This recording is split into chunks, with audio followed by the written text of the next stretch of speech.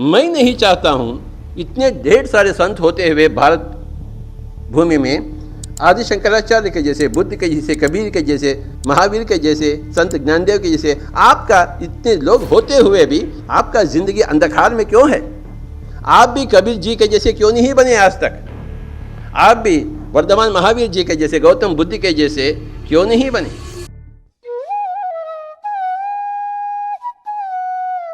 प्राणायामं प्रत्याहारं नित्यानित्य विवेक विचारं जाप्य सम्यत समाधि विधानं कुर्ववधानं महद आवधानं भज गोविंदम। देखिए, एक ही एक श्लोक में क्या क्या नहीं करना सब कुछ बोल दिए और क्या क्या करना है सब कुछ बोल दिए। क्या बात है! What a great master he was. And at the age of youth, small, and अपना तो दाढ़ी भी बढ़ गया है, बाल भी सफेद हो गई है, करोड़पति भी बन गए, फिर भी स्वामी जी ने मार्ग बताए। मैं तो उसी मार्ग में चलने वाला आदमी हूं, चलाने वाला आदमी हूं। यानी तीन चीज की जिक्र हुई है। सबसे पहले प्राणायाम। प्राणायाम यानी ये सांसों के साथ संबंधित, शरीर के अंगों से संबंधित है, उसे कहते हैं आसन। उंगलियों के संबंधित बोलते हैं मुद्रा, इसे कहते हैं मुद्रा। ऐसा कहो, ऐसा कहो, ऐसा कहो, कुछ भी कहो उंगलियों से, उसे कहते हैं मुद्रा। शीर्षासन करो, मयूरासन, कुक्कुटासन, ये सब शरीर के अंगों से संबंधित। परंतु प्राणायाम केवल सांस से संबंधित, ना ही शरीर के भिन्न अंगों से, ना ही उंगलियों के, सांसों के साथ कुछ करना है, उसे कहते हैं प्राणायाम। दो तरह के प्राणायाम है, एक तो हठयोगी प्राणायाम, दूसरी बात है राजयोगी प्राणायाम। हठयोगी प्राणायाम में जबरदस्ती करना, जैसा जबरदस्ती पूरक करना, जबरदस्ती रेचक करना, जबरदस्ती कुंभक करना इत्यादि मूर्ख चेष्टाएं, विपरीत चेष्टाएं, जैसा कोई जानवर नहीं करता ऐसा ये इंसान का जानवर करता। समझता है अपने आप को मैं बहुत चालू हूं, हालांकि बहुत बेवकूफ है ये इंसान का जानवर। भूख नहीं है फिर भी खाते हैं, ये खाते ही रहता है ये इंसान का जानवर। कोई जानवर ऐसा नहीं खाता है। एक लायन के सामने एक बकरी भी हो, उसके पास भूख नहीं तो खाएगा, उसको टच भी नहीं करेगा। परंतु हम मानव का जन्म लेते हुए हम बकरी को खा रहे हैं, सांप को खा रहे हैं, मेंढक को खा रहे हैं। ये क्या मानव जाति का शोभा है? और गंगा माई के पास जाएंगे डुबकी लेने के लिए, सागर के पास जाएंगे, व्रत करेंगे, दान करेंगे, चिकन मटन खाते हुए। मेरे प्यारे दोस्तों, अगर आपको मुक्ति चाहिए तो सांस के पास जाइए, उसका नाम है प्राणायाम। हठयोगी प्राणायाम नहीं बल्कि सुखमय प्राणायाम, राजयोगी pranayama. Rajyoga means the king of the yogas. जैसा है सांस उसे नमन करते हुए उसी में डुबकी लेना। पानी में डुबकी लेंगे तो स्नान कहा जाता है, सांस में डुबकी लेते हैं तो ध्यान कहा जाता है। मामला बिल्कुल साफ है। समझने वाले समझ गए हैं, ना समझे वो अनाड़ी हैं। फिल्म गाना। शंकराचार्य बताए, बुद्ध बताए, सभी लोग बताए, फिर भी हम अनाड़ी हैं। कबीर जी बताए। क्या करें? दो चीज, एक तो शाकाहारी बने, दूसरा तो सांस के साथ जुट जाना।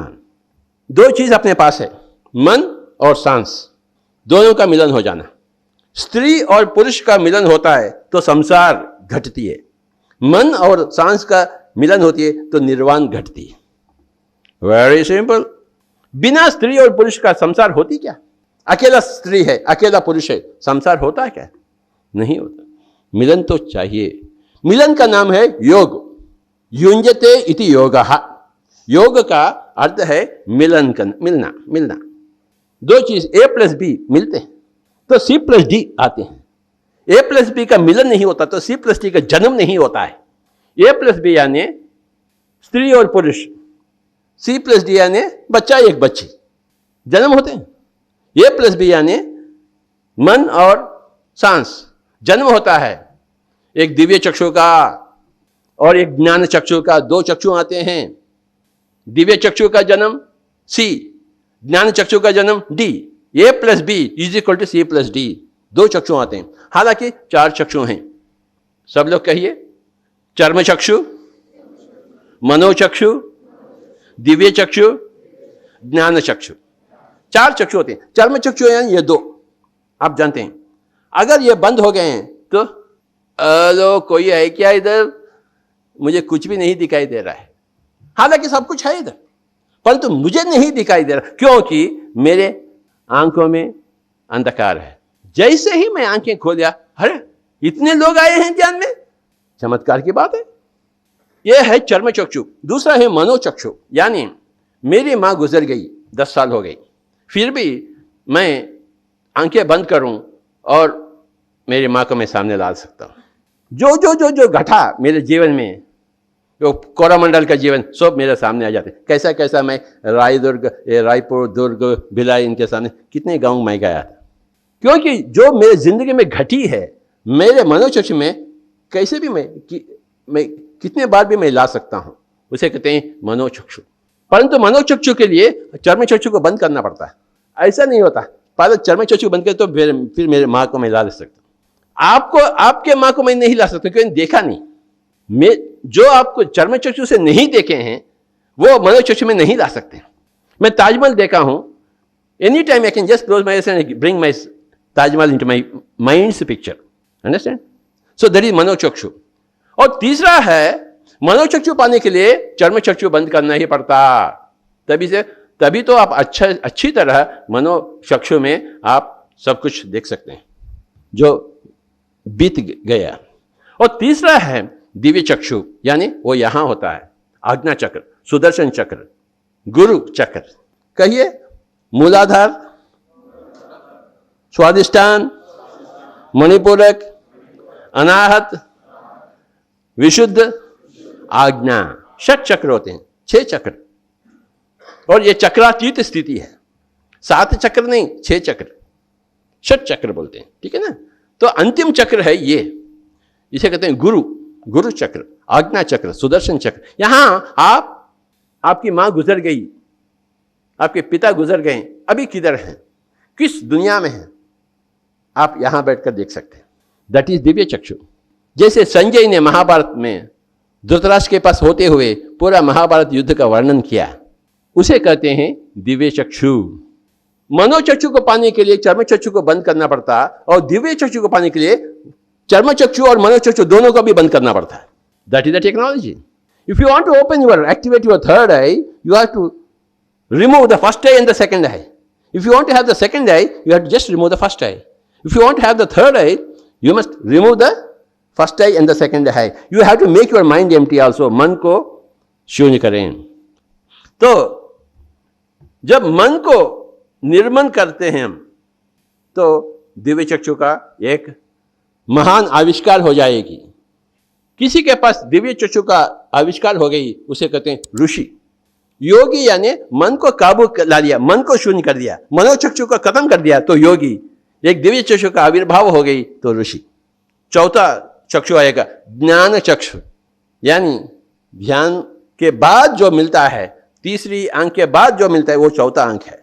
चौथे अंक को ज्यादा करने के लिए आपको बुक्स पढ़नी है, you have to read all books, स्वाध्याय करना है, सज्जन संगति करना है, ध्यान करना है। ध्यान से तीसरी अंक पाते हैं, चौथा अंक पाने के लिए स्वाध्याय एवं सज्जन संगति। इतने सारे ध्यान किए हैं, उनका अनुभव सुनना है। इतने लाखों लोग लिखे हैं, उनका लिखन पढ़ना है। Then you will have a great wisdom eye, ज्ञान चक्षु, wisdom eye. I have read more than 50,000 master's books and listened to at least 20 million experiences of people. तो मेरे पास कितना बड़ा ज्ञान का भंडागार होगा। तालियां बजाएंगे तो क्या जाएगा आपका। अगर मैं कर सका तो आप क्यों नहीं कर सकते हैं? मैं बांसुरी बजा सकता हूं, आप नहीं बजा सकते हैं? कोई भी बजा सकता है। 3 चीज चाहिए, तमन्ना, तरीका, रियाज। तमन्ना चाहिए, फिर बाद में तरीका सीखनी चाहिए, फिर बाद में रियाज करना पड़ता। दिव्य चक्षु का, ज्ञान चक्षु का तमन्ना चाहिए, फिर तरीका सीखना। तरीका स्वामी जी ने बताया, शंकराचार्य ने। समाधि पाने का जो विधान है, रास्ता है, मार्ग है, बताइए। प्राणायामम, ऑब्जर्विंग द ब्रीथिंग, सांसों के साथ एक हो जाना। प्रत्याहार, प्रत्याहार मीन्स गेटिंग कॉस्मिक एनर्जी। आहार दो तरीके होते हैं, मुंह से और ब्रह्मरंध्र से। एप्पल मुंह में डालेंगे, इडली डोसा डालेंगे, अंदर जाएगी, पचन हो जाएगी और हमें ऊर्जा मिलेगी। इडली वड़ा का डोसा का कोई जरूरत नहीं है, ना ही एप्पल का। ध्यान करिए, यहां एक ब्रह्म कमल विकसित होगी। जब मन शून्य हो जाती है, ऊपर से डायरेक्ट ऊर्जा मिलेगा, उसे कहते हैं प्रत्याहार। प्रति यानी ऑपोजिट, आहार यानी फूड। यहां से फूड नहीं, इसका ऑपोजिट मार्ग से फूड, यानी प्रतिद्वंदी बोलते हैं ना, ऑपोजिट कैंडिडेट। मैं कांग्रेस पार्टी का हूं, ये स्वामी जी बीजेपी का है, ये मेरा प्रतिद्वंदी है। प्रति मीन्स ऑपोजिट, प्रत्यर्थी। Delhi Daredevils versus Calcutta Knight Riders, दोनों आपस में लड़ाई, एक दूसरे के प्रतिद्वंदी, ये ना प्रत्याहार। यहां से आहार लेना, आहार है जो पशु का आहार यहां से, पशुपति का आहार यहां से। यहां तक जाने के लिए बीच में मन है, मन, mind has to be emptied, then only this veil will open.